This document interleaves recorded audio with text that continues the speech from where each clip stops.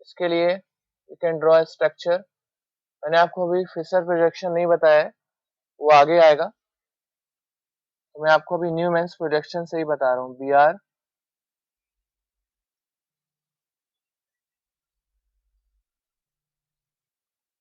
here we have I and this one is dotted one is CL.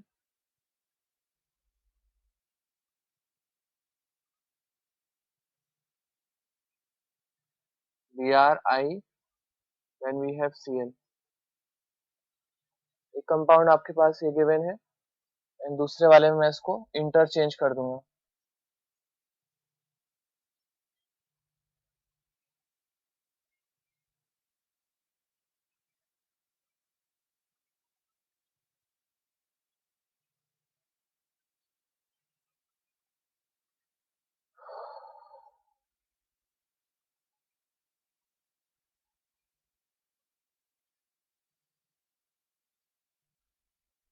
इसका थोड़ा सा मैंने आपको हिंट लास्ट क्लास में भी दिया था। अभी क्या बताएं आपको, तब से क्या मैं बोल रहा था, एलिन्स किसका एग्जाम्पल था, उसमें कहीं कायरल कार्बन था क्या, नहीं था। अजीब क्वेश्चन पूछते हो आप लोग। आधे घंटे उसी में डिस्कस कर रहे हैं, बोले उसका एग्जाम्पल बताओ सर। उसमें कायरल कार्बन था क्या, नहीं था। sp2 हाइब्रिडाइजेशन था वो। C double bond C chiral कैसे होगा, ये तो आपका ट्राइंगुलर शेप बनाएगा ना, बट वो मॉलिक्यूल आपका कायरल था। यहाँ पे देखिए, अगर इस मॉलिक्यूल को आप स्ट्रक्चर देखो तो this one is chiral carbon, इसमें हम स्टार लगा देते हैं बेसिकली। ये 4 डिफरेंट ग्रुप से अटैच है, एक जगह आई से, एक जगह बी आर से, एक जगह सी एल से, और एक जगह एक कंप्लीट ग्रुप है आपका दिस वन। सेम सिचुएशन यहाँ पे भी है, ये भी कायरल कार्बन है। कायरल कार्बन 2 होने के बावजूद भी ये आपका मॉलिक्यूल अकायरल है। इसका मिरर इमेज देखोगे तो सुपर इम्पोज हो जाएगा। रीजन उसका क्या है, फर्स्ट थिंग तो मैंने आपको बताया था कि 2 रीजन से हम फाइंड कर सकते हैं रियलिटी को। एक था आपका मिरर इमेज, मिरर इमेज से तो यहाँ पे हम ऑब्जर्व नहीं कर पाएंगे, इतना कॉम्प्लेक्स मॉलिक्यूल को कैसे देखेंगे। देन सेकंड रीजन क्या हो सकता है आपका, उसमें प्लेन ऑफ सिमेट्री कहीं आप ढूंढ लीजिए। मान लीजिए मैंने यहाँ से एक प्लेन बीच में से कट कर दिया, क्या बी आर आई सेम है। अगर मैं इसको यहाँ से कट कर दूं तो ये मॉलिक्यूल दोनों सेम आ रहे हैं, इसका मतलब प्लेन ऑफ सिमेट्री है इस ग्रुप में। कायरल मॉलिक्यूल कायरल कार्बन होने के बावजूद भी ये अकायरल है।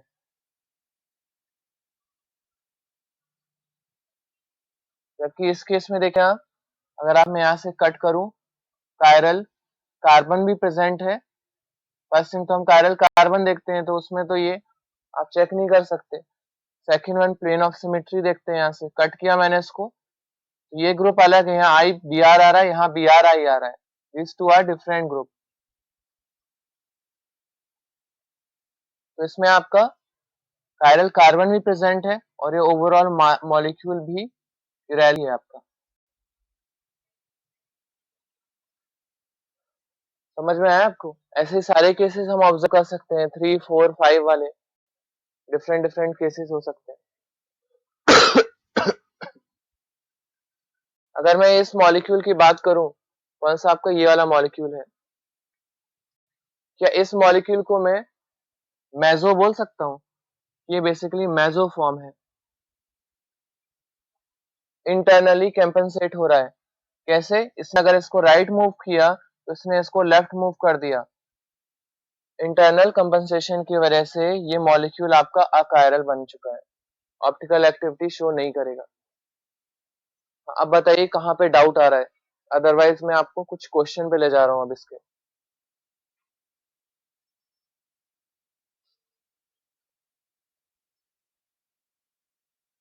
मैं कुछ क्वेश्चन कराऊंगा अब, तो आपको क्लियर हो जाएगा पूरा।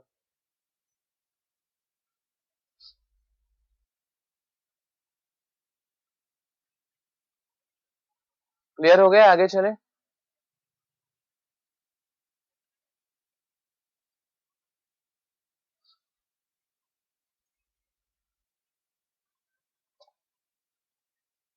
कल मैंने आपको क्या बताया था, क्यूरैलिटी की क्या कंडीशन थी?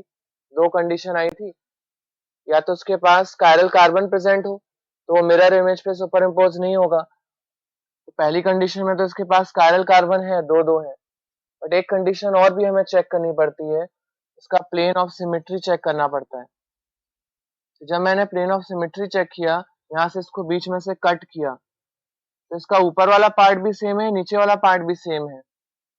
मतलब मैं इसको मिरर में जब देखूंगा तो मैं इसको इजिली सुपर इम्पोज कर दूंगा।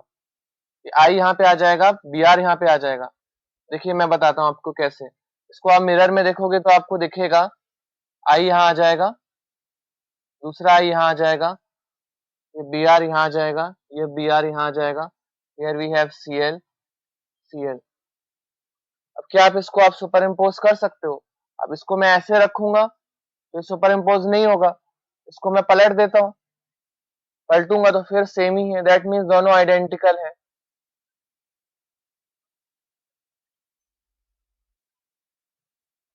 समझ में आया आपको? जबकि इस केस में ऐसा नहीं होगा। इसको आप मिरर में देखोगे तो ये बी आर यहाँ आ जाएगा, आई यहाँ पे आ जाएगा। तो दोनों ग्रुप डिफरेंट होने की वजह से मिरर इमेज में सुपर इम्पोज नहीं होगा। इसमें दोनों एंड सेम आ रहे हैं तो घुमाऊंगा तो एक ही चीज बन जाएगी। जैसे मार्कर है, आपने बोला भी ये ऑप्टिकल एक्टिव, देखिए ऐसे मैंने बोला क्या ये ऑप्टिकल एक्टिव है, आप बोलोगे हाँ ये राइट आ रहा है, लेफ्ट आ रहा है।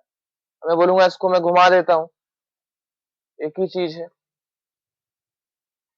ऑप्टिकल एक्टिव कब होगा? इसको मैं अगर मैं मिरर में देखूं, मान लीजिए एक कैप और लगा देता हूँ। अब देखिए, मैं बोलूं मान लीजिए इसका मिरर इमेज है, अब इसको मैंने घुमा के रखा, अभी भी सुपर इम्पोज किसी भी तरह नहीं हो रहा है।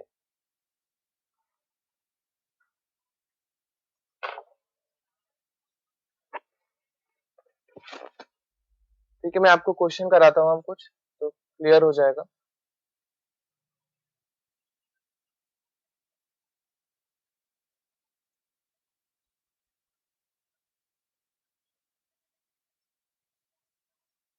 बस इसी चैप्टर में आपको मेहनत करनी है, बाकी सब चैप्टर बहुत ही स्मूथ चलेंगे, कुछ प्रॉब्लम नहीं आएगी आपको।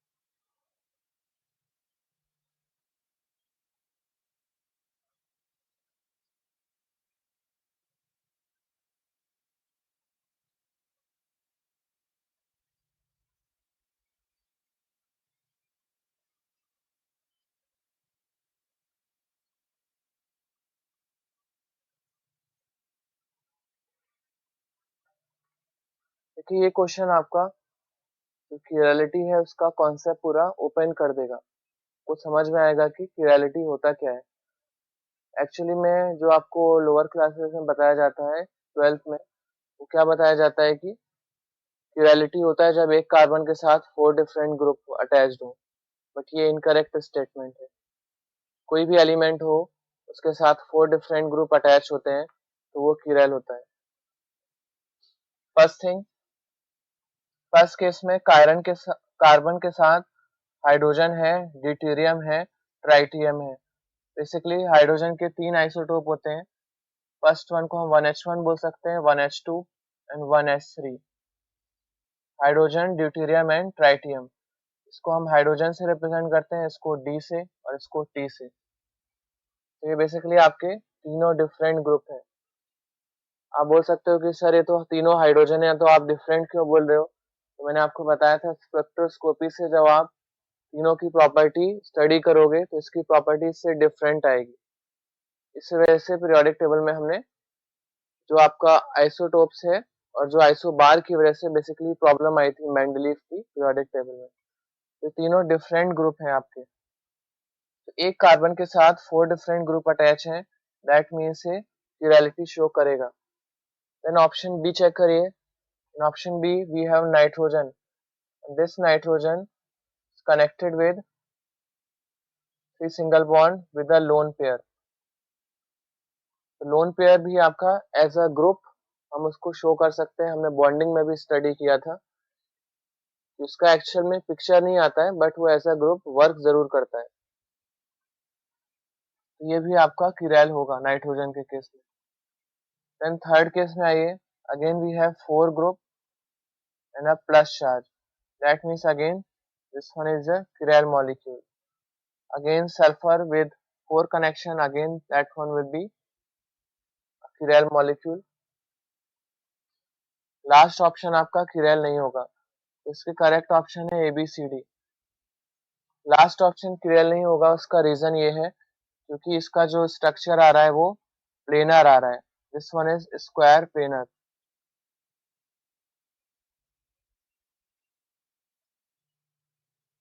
एंड वी नो दैट कि कहीं पे भी आपका प्लेनर वर्ड आ गया दैट मीन्स उसमें सिमेट्री आ जाएगी।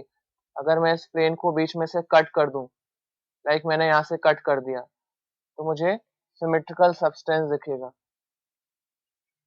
समझ में आ रहा है मैं इसका क्या मतलब है? इसको आप मिरर में देखोगे तो ये ClCl यहाँ पे आ जाएगा और ये CH3CH3 यहाँ पे आ जाएगा। अब अगर इसको मैं जरा सा घुमा दूं, अब एक मान लीजिए हमारे पास रेक्टेंगल है, उसको मैं कैसे भी घुमाता रहूं, इसको फिर ऐसे कर दूंगा तो वैसे ही दिखेगा आपको, कोई फर्क तो पड़ेगा नहीं, सुपर इम्पोज हो जाएगा। तो फर्स्ट आपके माइंड में क्या क्लियर होना चाहिए कि रियलिटी कैसे सब्सटेंसेस शो कर सकते हैं। कोई भी एलिमेंट शो कर सकता है, जरूरी नहीं है कार्बन हो, बट उसके साथ 4 सिंगल बॉन्ड और 4 वैलेंसी होनी चाहिए बेसिकली। को नोट कर लीजिए।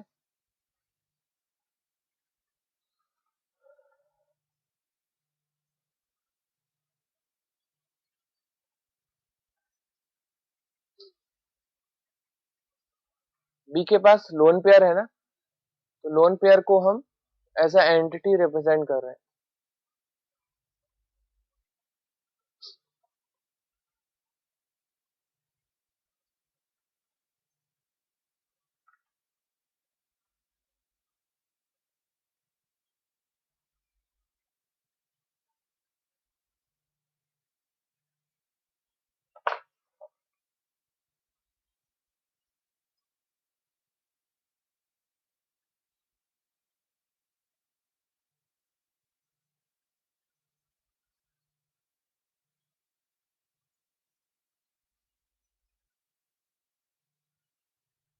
आपको बस यही देखना है, 4 डिफरेंट वैलेंसी होनी चाहिए उसकी।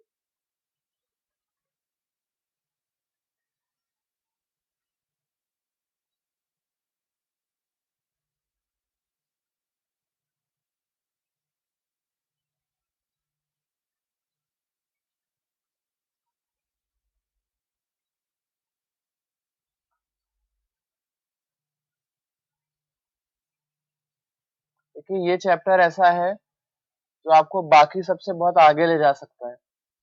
ये चैप्टर 99% लोगों को समझ में नहीं आता।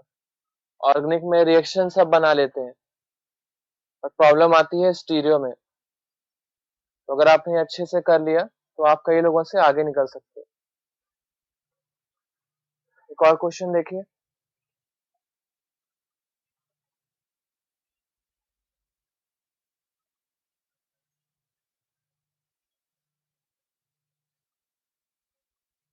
which of the following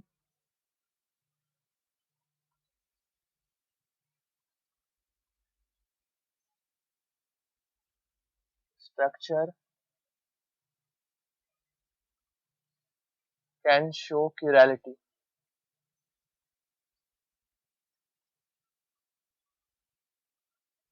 ये आपकी एक और प्रोफाइल ओपन करेगा। A option linear, B option trigonal, C option tetrahedral, D option octahedral, E option square planar. इसमें आपको ये आइडेंटिफाई करना है कि कौन सा स्ट्रक्चर chirality शो कर सकता है। ठीक है, देखिए अगर हम लीनियर की बात करें so we know that linear के जितने भी स्ट्रक्चर होते हैं वो प्लेनर होते हैं। पेन आपका लीनियर है, इसको मैं कैसे भी रोटेट करके रखूं ये सुपर इम्पोज हो जाएगा उस पर। मान लीजिए अगर मैं इसको ब्लैक, एक बॉल को ब्लैक बना देता हूँ,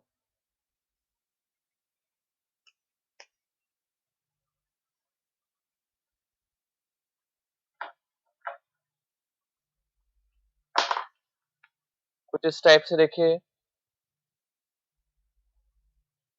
क्या सुपर इम्पोज हो जाएगा? यस हो जाएगा। अगर इसका ब्लैक वाला पार्ट यहाँ पे भी आ जाए तो मैं इसको घुमा दूंगा, प्लेनर है बेसिकली।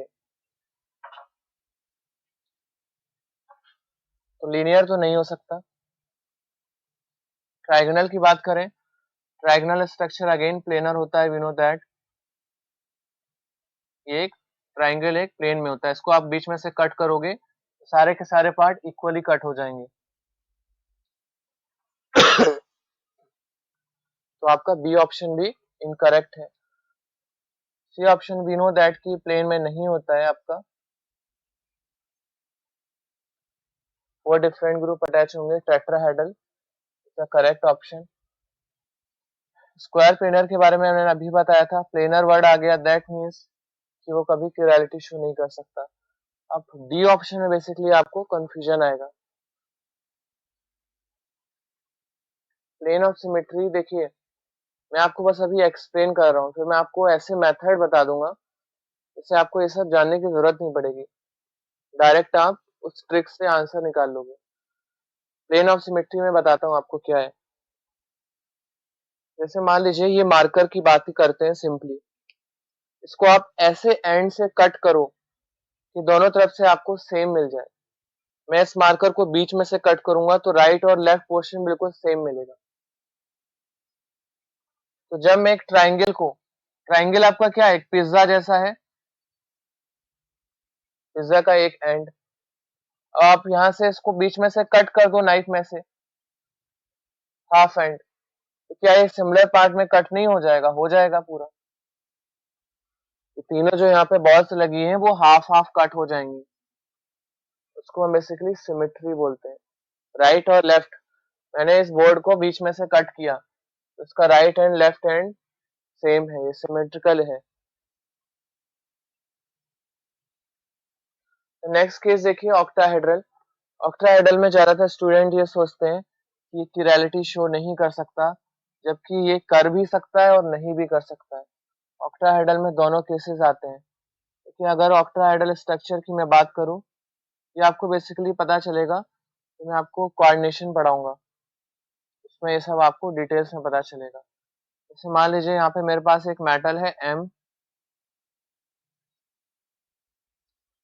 और इसके साथ दो एटम अटैच हैं, this one is B here A। इसको अगर मैं मिरर में देखूंगा तो दोनों B मुझे इस साइड दिखेंगे,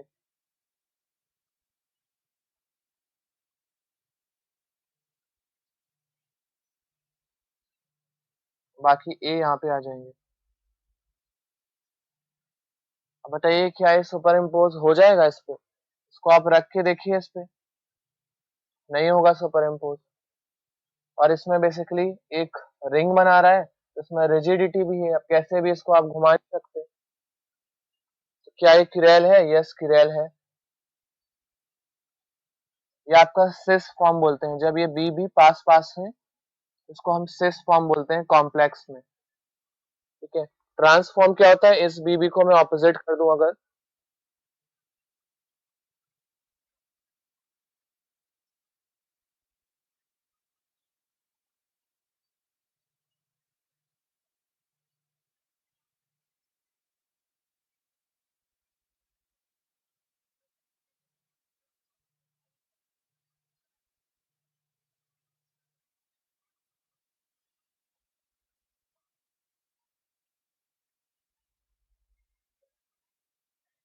अब देखिए ट्रांसफॉर्म में बीबी ऑपोजिट एंड में है। जब मैंने इसको मिरर में देखा तो ये वाले पार्ट यहाँ आ गया, ये वाला पार्ट यहाँ आ गया, but still they are same. तो मुझे मिरर इमेज में अगर उसको सुपर इम्पोज करना चाहूँ तो इजीली कर सकता हूँ, इसमें कोई चेंज नहीं आया देखिए। बट इसमें ऐसा नहीं हुआ आपका, ये दोनों पोजीशन चेंज कर गए हैं, ये बी ये दो तो सेम है, बट ये बी वाला यहाँ पे आ गया है आपका, तो सुपर इम्पोज नहीं होगा। तो बताइए कौन से दो स्ट्रक्चर बताइए कि जो प्लurality शो कर सकते हैं। फर्स्ट वन इज टेट्राहेड्रल और सेकंड आपका ऑक्टाहेड्रल। वो कब केस शो करेगा? जब A4B2 में आपका सिस वाला केस हो, ट्रांस वाला शो नहीं करेगा। क्लियर हो गया आपको?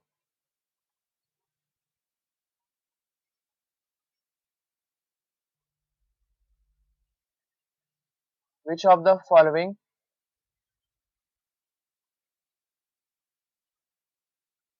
एलिमेंट कैन शो प्लurality? A option carbon, B option silicon, C option nitrogen, D option hydrogen.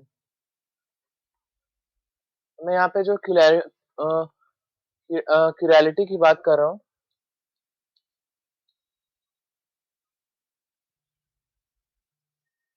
Element term पे नहीं बात कर रहा हूँ मैं, इसकी बॉन्डिंग के टर्म्स में बात कर रहा हूँ। सो वी नो दैट कि कार्बन जो है इसकी 4 वैलेंसी होती है, so it is applicable for प्लurality। सिलिकॉन वी नो दैट कि कार्बन की ही फैमिली का दूसरा मेंबर है, तो अगेन इसके पास भी 4 वैलेंसी होगी, तो B is again correct. Then we know that कि नाइट्रोजन 3 वैलेंसी शो करता है, उसके पास एक लोन पेयर भी होता है, तो again it is applicable. But hydrogen की वैलेंसी ओनली 1 होती है, तो ये कभी शो नहीं कर सकता। So A, B and C are correct option. Clear हो गया है?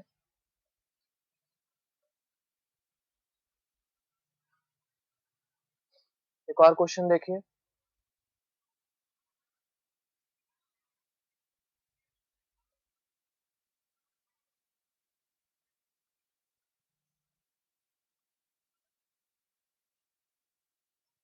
Draw the structure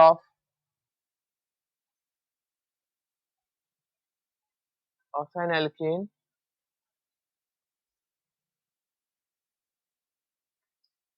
with minimum molecular mass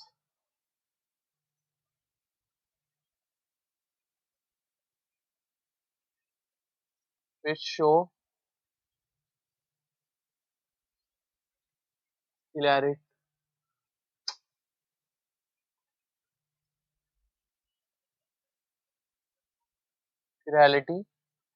in bracket में one statement is given, isotopes cannot be used।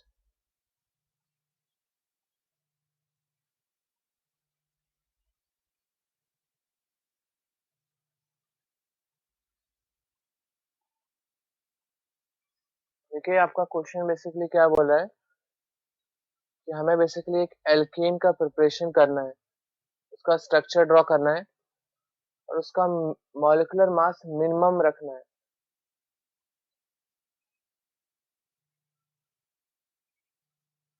इसको उल्टा करना चाहते हैं हम। देखिए यहाँ पे क्या हो रहा है, जो ये दो एंड हैं, ये बेसिकली आपके फिक्स होते हैं। ठीक है, एक सेकंड वेट करिए, अगर मेरे पास मॉडल होगा तो मैं आपको शो करता हूँ। तब तक आप इसको नोट कर लीजिए।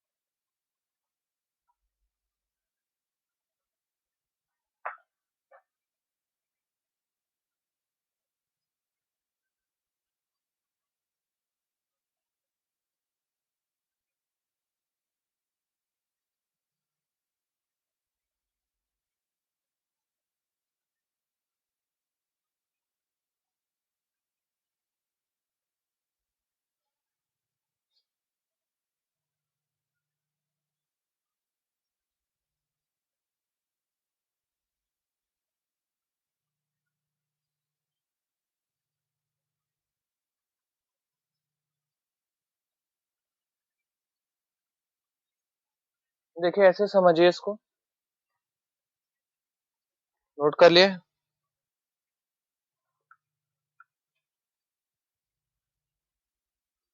ये बेसिकली 4 एटम्स आपके स्क्वायर वाले हैं। ये एक्चुअल स्ट्रक्चर नहीं है, ये मैंने पेंटागनल का बेसिकली यूज किया है।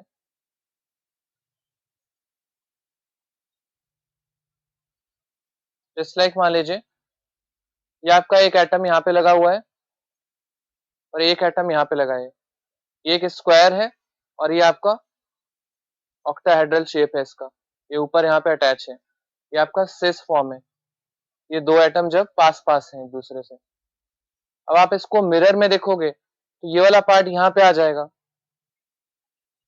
आप बोलोगे इसको किसी तरह फिक्स करो। अब मैं इसको घुमाऊंगा तो ये ग्रीन वाले पार्ट के भी वैसे ही जाएंगे, तो सुपर इम्पोज नहीं हो सकता। आप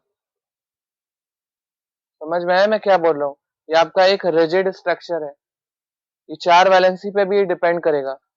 अगर मैं इसको मिरर में देखूंगा तो ये एंड यहाँ पे आ जाएगा और ये एंड यहाँ पे आ जाएगा आपका। क्या ये सुपर इम्पोज होगा? उस पर नहीं होगा।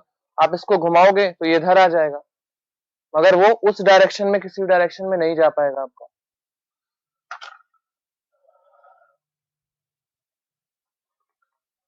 आगे चले, नेक्स्ट क्वेश्चन सॉल्व करते हैं। अभी भी सेम क्वेश्चन है। ऑक्टाहेड्रल किरेल भी हो सकता है और एक्यूरेल भी हो सकता है। अगर सिस है, चलिए मैं आपको मंडे से फिर मॉडल लेके आऊंगा दूसरा, उससे आपको क्लियर कर दूंगा। ठीक है, कोई प्रॉब्लम नहीं है। देखिए अगर ये सिस फॉर्म है जो अभी मैंने आपको दिखाया था, ये दोनों एक दूसरे के पास अटैच थे, इसको मिरर पे देखूंगा तो ये दोनों बी यहाँ पे आ जाएंगे। अब आप इसको किसी भी डायरेक्शन में रख के देखोगे, इसको मैं इसके ऊपर रखूं तो ये सुपर इम्पोज नहीं होगा, क्योंकि ये सब ए पार्टिकल्स भी इसको रिजिड बना रहे हैं। जबकि अगर मैं ट्रांसफॉर्म की बात करूं, ये दोनों एक दूसरे के ऑपोजिट हैं, तो ये एंड तो फिक्स है आपका, वैसे ही दिखेगा। ऑक्टाहेड्रल ट्रांस केस में आपका अकिरैल है, सिस फॉर्म में किरैल है। फॉर्मूला क्या होना चाहिए? Ma4B2। जैसे अगर आप इसको मॉलिक्यूलर लेवल पे बात करना चाहो तो I can draw Cl here, Cl, मान लीजिए यहाँ पे एक मेटल लगा देता हूँ, प्लेटिनम, यहाँ पे 4 ग्रुप लगा दिया, अमोनिया,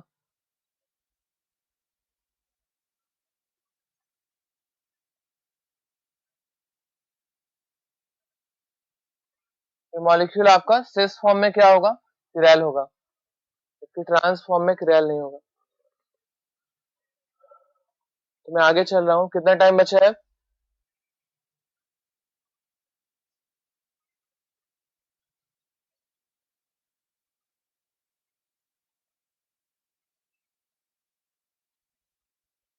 इसलिए आप लोगों के बैच में एक खासियत है, जब तक समझ में नहीं आता है पूछते रहते हो। यह अच्छी बात है आपके बैच में,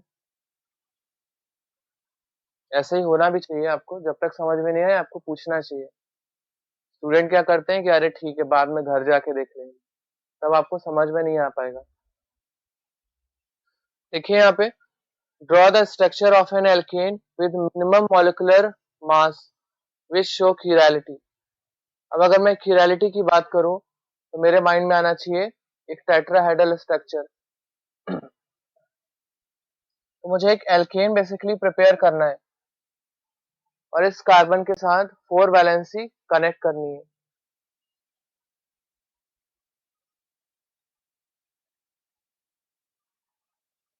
और इस कार्बन के साथ जो ग्रुप हो सकते हैं, वी नो दैट उस ग्रुप को हम एल्किल ग्रुप बोलते हैं। उसका जनरल फॉर्मूला अगर मैं निकलना चाहूँ, CnH2n+1। If we put n equal to 0, so we will get H. N equal to 1, CH3. N equal to 2, C2H5. N equal to 3, C3H7।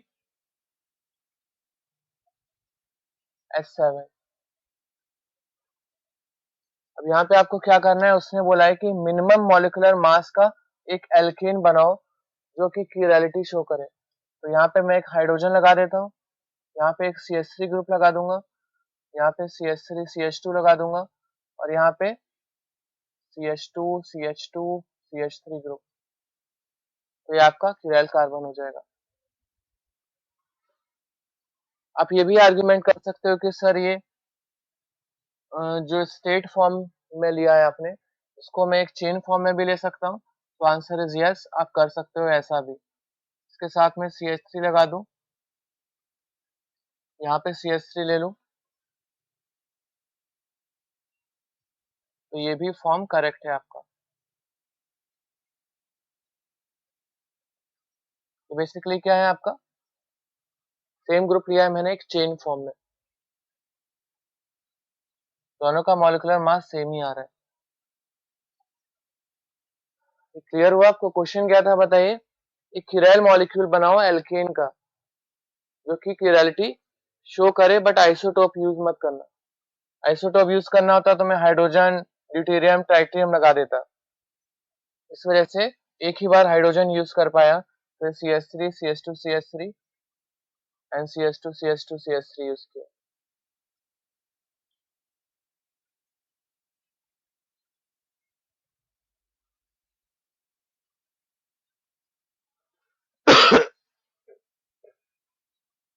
हाँ होगा ना, क्यों नहीं होगा? 4 डिफरेंट ग्रुप होने चाहिए, होगा। ये आपका एल्किल ग्रुप का जनरल फॉर्मूला होता है, एल्किल ग्रुप का। एन आप कोई भी वैल्यू रखते जाइए, जैसे n इक्वल टू मैंने 0 रखा। पहला मेंबर एल्किल ग्रुप का कौन सा है? हाइड्रोजन। दूसरा मेंबर कौन सा है, CH3। जैसे आपने लोअर क्लासेस में पढ़ा होगा एल्कीन का जनरल फॉर्मूला CnH2n+2, इसमें मैं n इक्वल टू 1 रखता हूँ तो ये CH4 बन जाता है, फिर C2H6 बन जाता है। वैसे ही आपका जनरल फॉर्मूला है बेसिकली। एक और क्वेश्चन सॉल्व करते हैं।